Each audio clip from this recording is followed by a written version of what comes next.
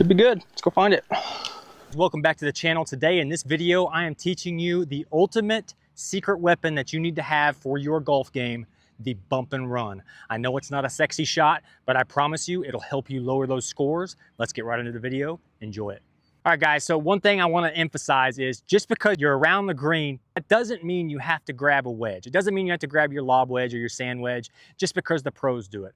Lob wedges and sand wedges are very hard to get down to and hit the ball crisply. It takes a lot of practice. That's why I'm going to teach you the bump and run today, because I promise you it is a secret weapon for your game. Let's get right into it. So the first one I'm going to talk to you about is with a 9-iron. You need to get a lower lofted club. You don't need to grab your 60 degree, your 58, even your sand wedge or your gap wedge. I would get a pitching wedge, 9-iron, 8-iron, somewhere in there to start. We're just going to go to this first pin here. The goal here is just to get over this little spot of grass. That way, a lot of people say, well, why don't you just putt it? Well, because this is very unpredictable. You putt this, you could get a hop, a skip, something could grab grass.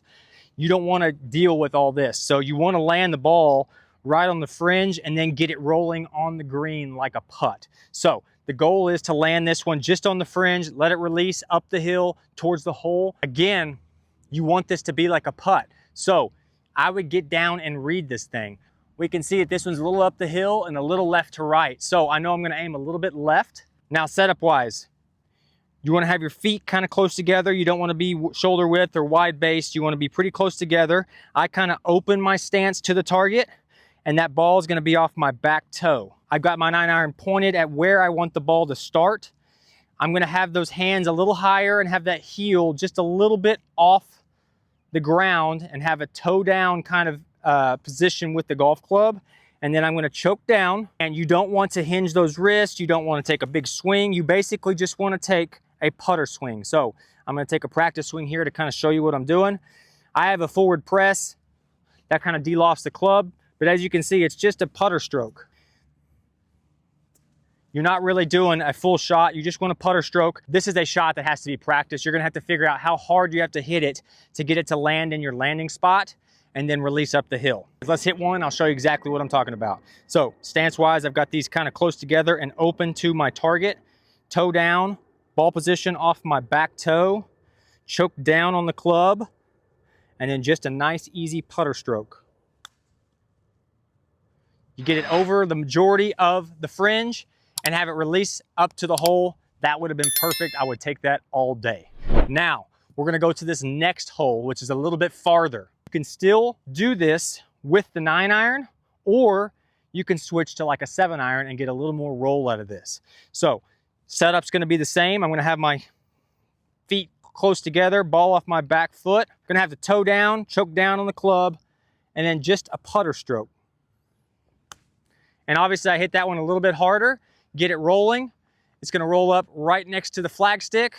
Again, I would take that all day. Now that was with the 9-iron.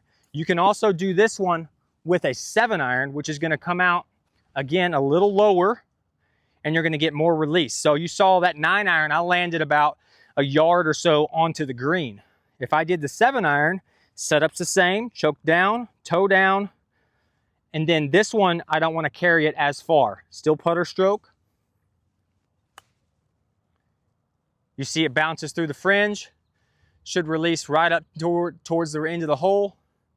Again, literally the identical shot with the 7-iron. That one's gonna be a little lower to the ground. You don't have to worry about getting it higher. So, as you can see between my ball and the green, we've got quite a bit more of the fringe or the fairway, the short grass here.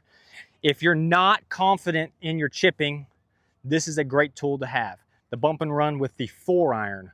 If you go back and watch some of Tiger Woods' highlights, Tiger Woods hits this shot. He will hit a bump and run with a 4-iron to get it through this thicker stuff and onto the green.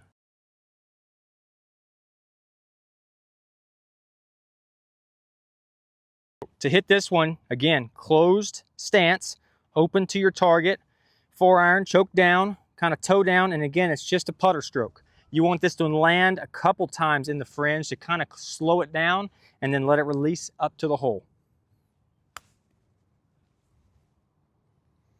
Is that one gonna break? It's trying. Here it comes.